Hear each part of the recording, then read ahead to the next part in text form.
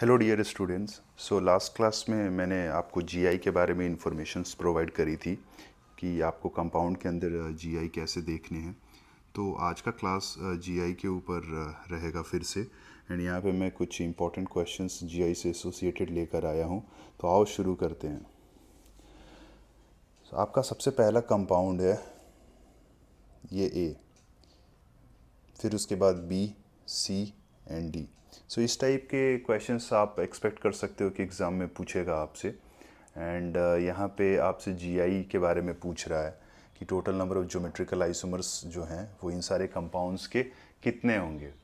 Generally आप लोगों की आदत होती है कि आप क्वेश्चंस के अंदर सीधा फॉर्मूला लगा देते हो, जैसे कि मैंने यहाँ लिखा भी है ये फॉर्मूला जो आप लगाते हो कि if a compound is unsymmetrical then total GI is 2 to the power n, and if a compound is symmetrical with the value of n to be even, then वो formula 2 to the power n minus 1 plus 2 to the power n by 2 minus 1, and odd के case में वो formula हो जाता है 2 to the power n minus 1 plus 2 to the power n minus 1 by 2।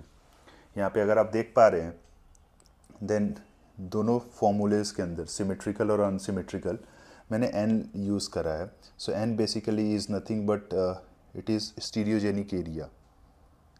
And अगर मैं इस केस में जीआई के केस में स्टीरियोजेनिक एरिया के बारे में अगर बात करूँ तो कंपाउंड के अंदर जहाँ जहाँ से जीआई होगा जो एरिया होगा वो स्टीरियोजेनिक एरिया होगा।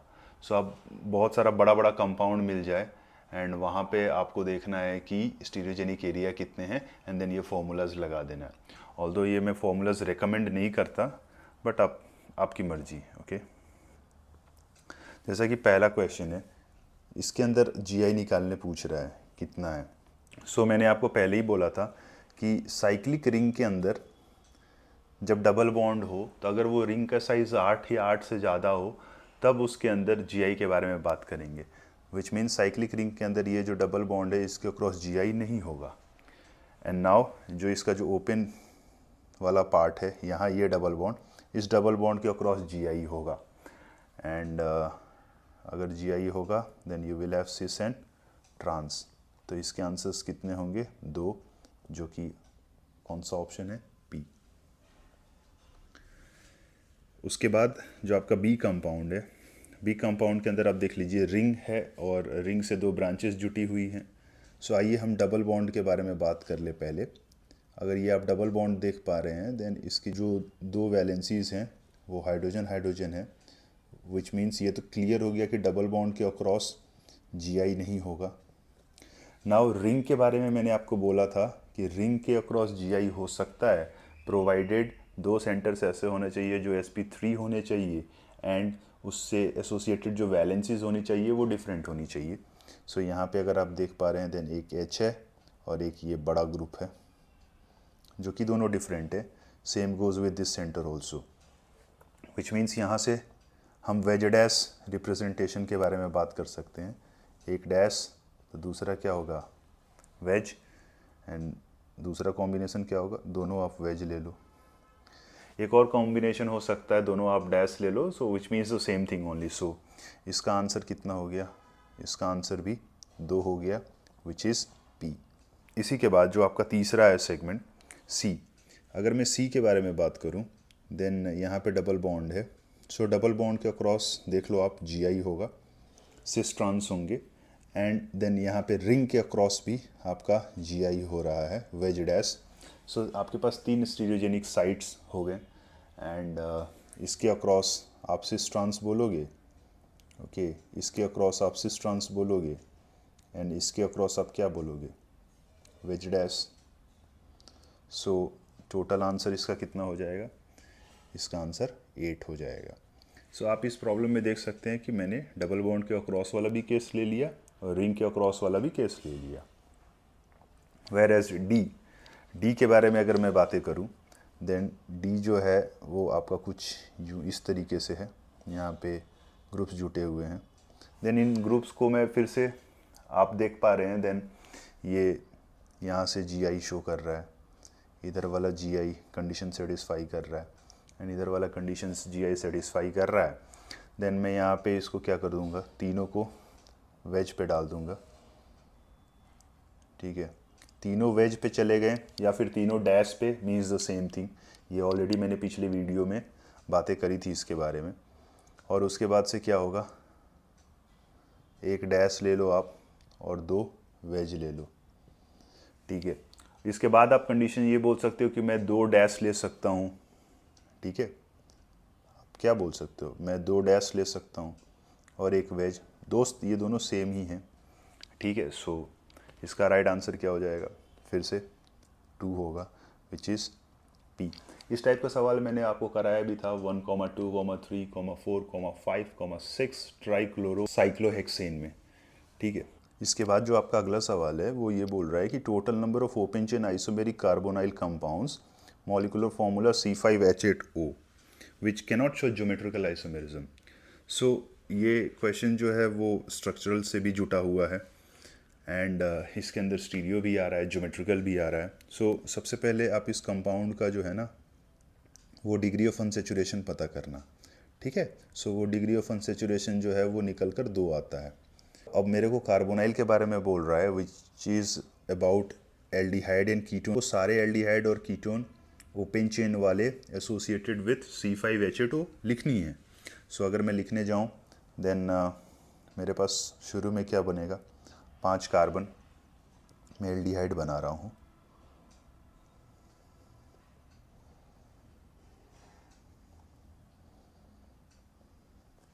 एंड अब मैं क्या करूँगा, मल्टीपल बॉन्ड प्लेस करूँगा उसके पास।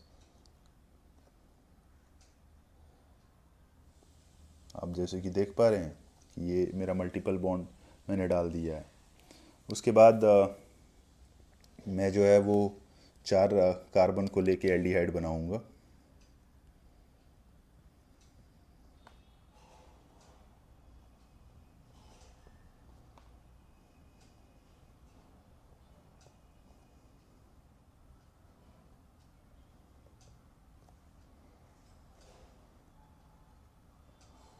एंड फिर से मैं डबल बॉन्ड प्लेस करूँगा।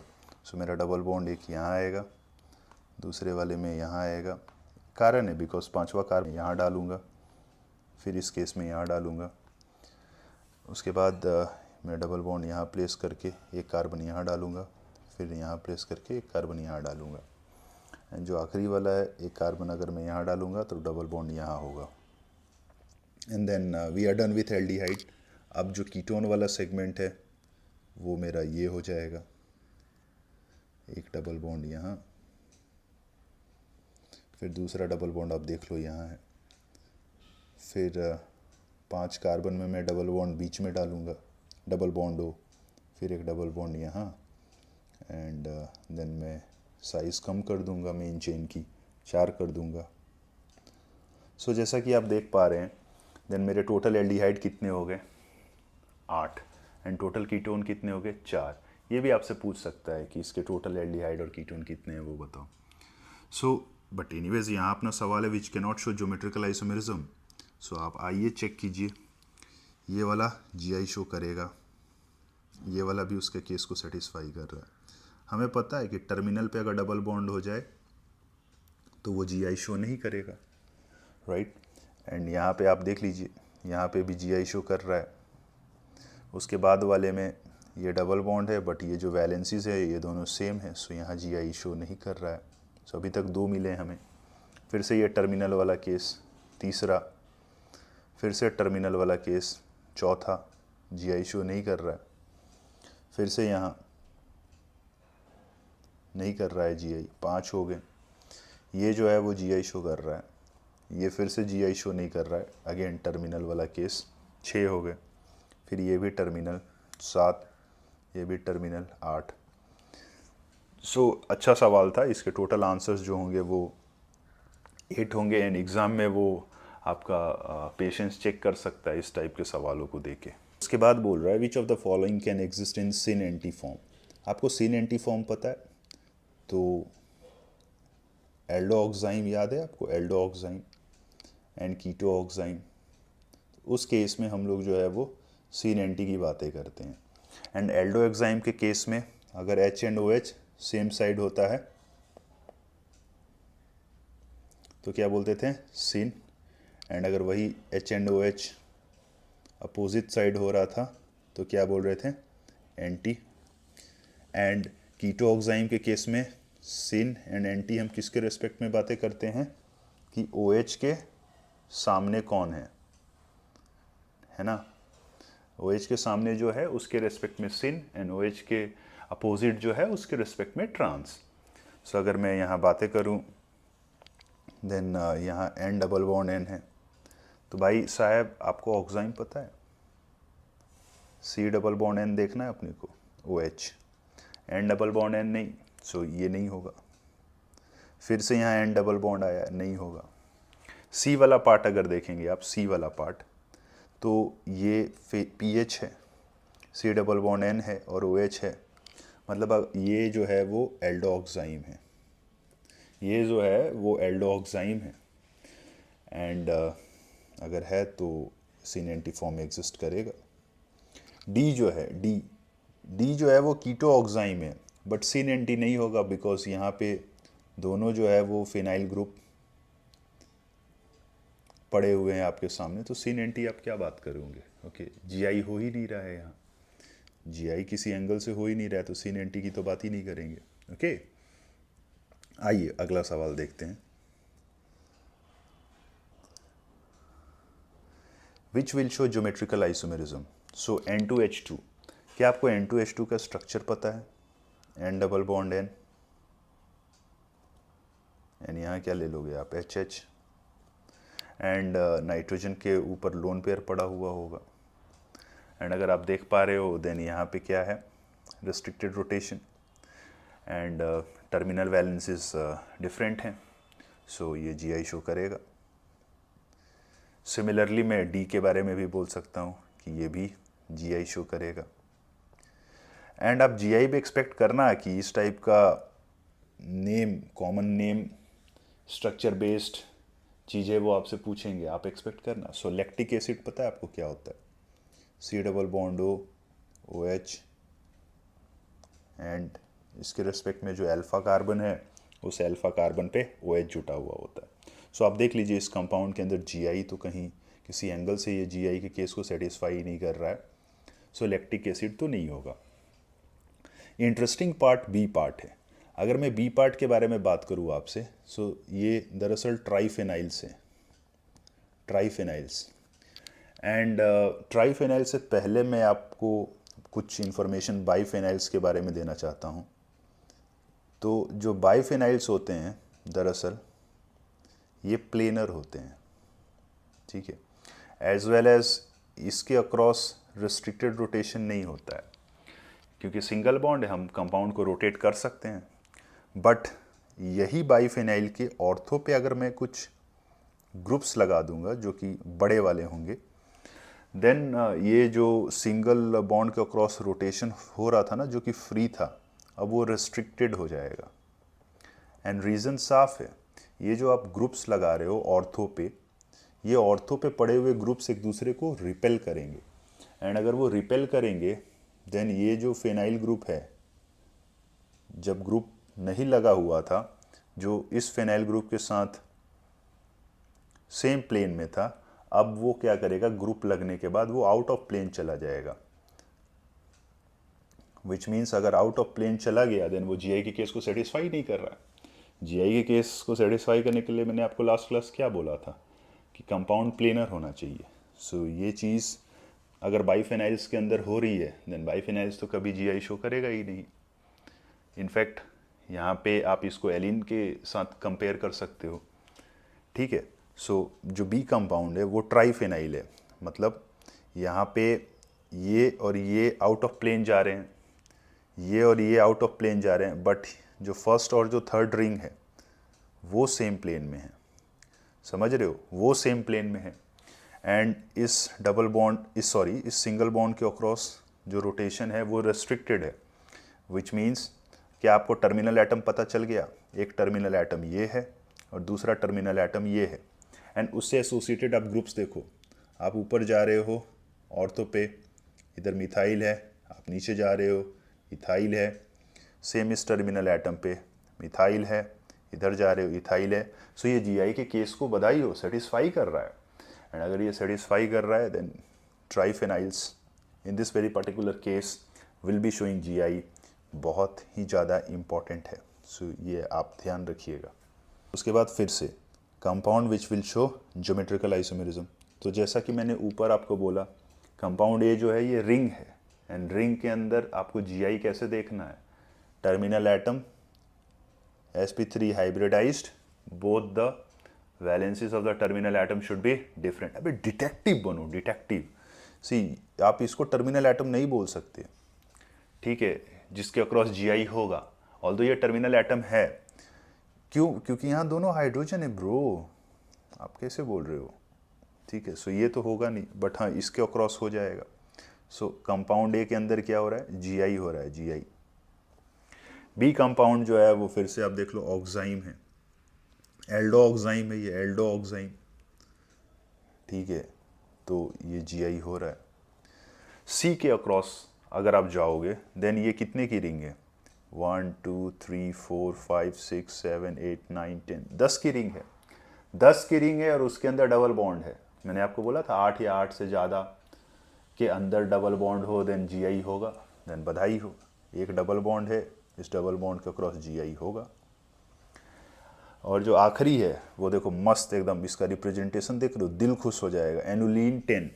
तो आपको एनुलीन N का मतलब पता है, एनुलीन N का मतलब ये कुछ नहीं होता, it's a cyclic compound having N carbon, contains N/2 pi bond in conjugation। So guys अगर ऐसी बात है तो आइए चेक करते हैं। ये कंपाउंड जो है वो आपको सारे लोग कराते हैं, कब कराते हैं याद है आपको? आपसे पूछते हैं ना कि ये एरोमेटिक है या नहीं है, एरोमेटिसिटी के टाइम पे कराया जाता है, ठीक है। सो आइए चेक कीजिए, अगर मैं इस वाले पॉइंट के अक्रॉस जाऊं, ठीक है, सो आप यहाँ देख पा रहे ये जो डबल बॉन्ड है ये क्या है, ट्रांस है, ठीक है। सिमिलरली ये वाला भी जो डबल बॉन्ड है वो क्या है, ट्रांस है। एंड इसका जो है वो एक सिस फॉर्म भी होता है। सिस फॉर्म जो होता है वो ऐसा फुटबॉल टाइप होता है, आपको फुटबॉल पता है, फुटबॉल टाइप होता है, देखो आप, मैं यहाँ बना रहा हूँ,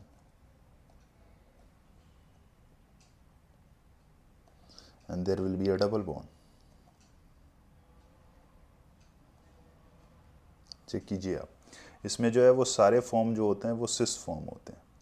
सो ये भी बहुत इम्पॉर्टेंट है, आप ध्यान रखिएगा। ये जो है वो GI शो करेगा, मैंने आपको सिस बना ही दिया, ये वाला देख लो आप, ट्रांस है विथ रिस्पेक्ट टू ये यहाँ पे, सो ये GI शो करेगा, ओके। इसके बाद जो है टॉटोमर से कनेक्टेड सवाल है कि इस कंपाउंड में के अंदर आपको इसका टॉटोमर बनाना है और चेक करना है कि किसका टॉटोमर GI शो करेगा। सो क्या आप टॉटोमर बनाने में कंफर्टेबल हैं?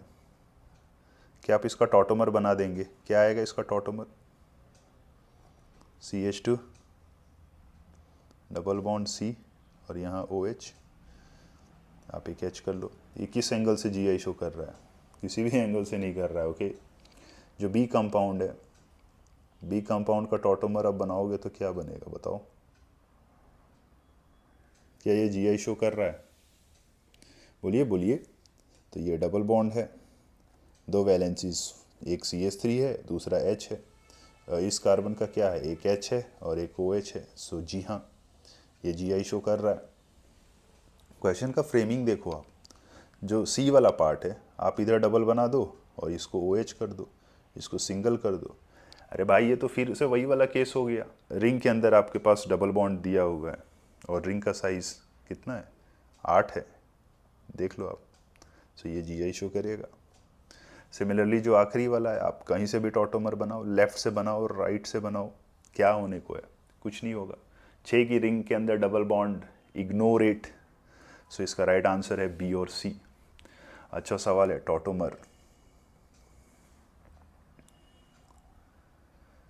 नेक्स्ट जो है वो बहुत आसान है भाई, ये चालू होते के साथ ही ख़त्म हो जाएगा। इसका रिप्रेजेंटेशन जो है वो थोड़ा सा ऑकवर्ड तरीके से दिया हुआ है, जिसको देख के आपको डर लग सकता है, बट आपको रत्ती भर भी टेंशन नहीं लेना है। आपको जस्ट इमेजिन करना है कि ये एक ग्रुप है जिसको मैंने यहाँ जी डाल दिया, ये जो है वो दूसरा ग्रुप है, ठीक है, मैंने यहाँ प्लेस कर दिया, और ये जो है वो मेरा थर्ड ग्रुप है जिसको मैंने यहाँ प्लेस कर दिया।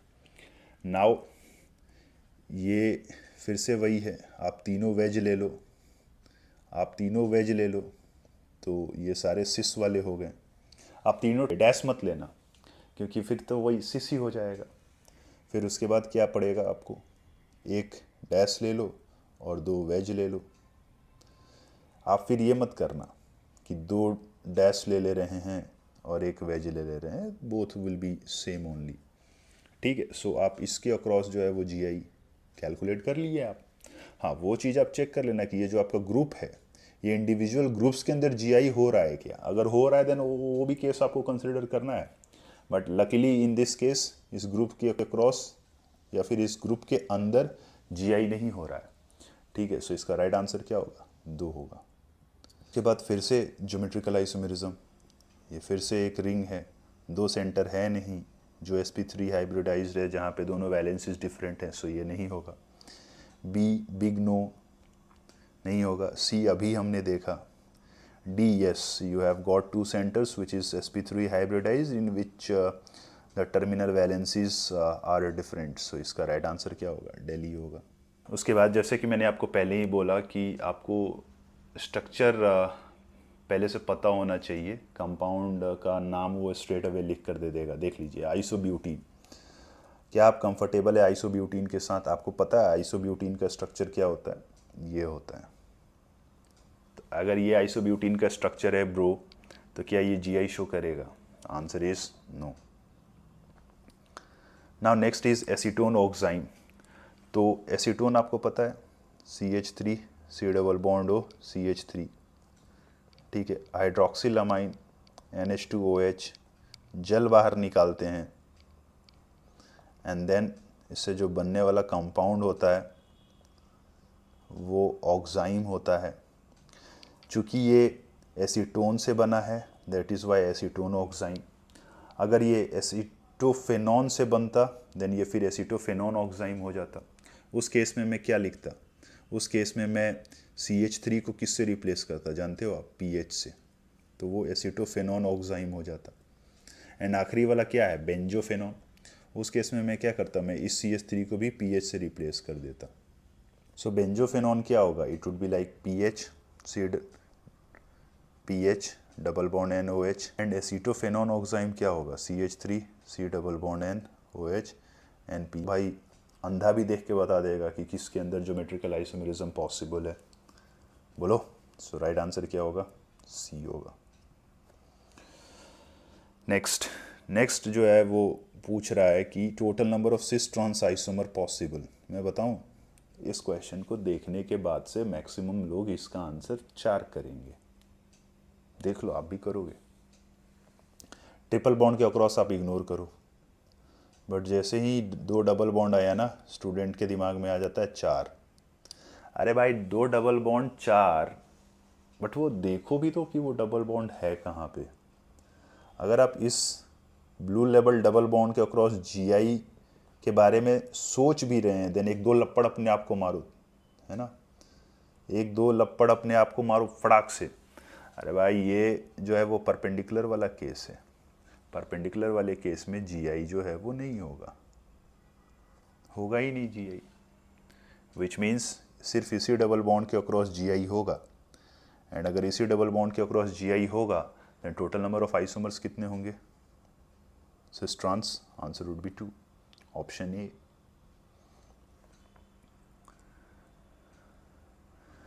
एंड जो अपना सबसे आखिरी सवाल है आज का, ये है which of the following will not show geometrical isomerism, ठीक है। सो मैं बी के बारे में बात करूं, देन इस टर्मिनल एटम के अक्रॉस जीआई होगा। सी के बारे में अगर मैं बात करूं, देन डबल बॉन्ड के अक्रॉस होगा, इधर Me है, Cl है, एंड टॉप पे आप जाओगे तो देखो क्या है, एंड आप बॉटम पे जाओगे देन वो डेफिनेटली दूसरा है, सो सी के अंदर भी जी आई होगा। अगर मैं डी के बारे में जाऊँ बातें करूँ, देन डी के अंदर क्या आपका जी आई होगा? बोलो। यस होगा। ये डबल बॉन्ड के अक्रॉस होगा क्या? डबल बॉन्ड के अक्रॉस आप जा रहे हो, देन ये ऊपर और नीचे आपको सेम वैलेंसीज दिख रही हैं।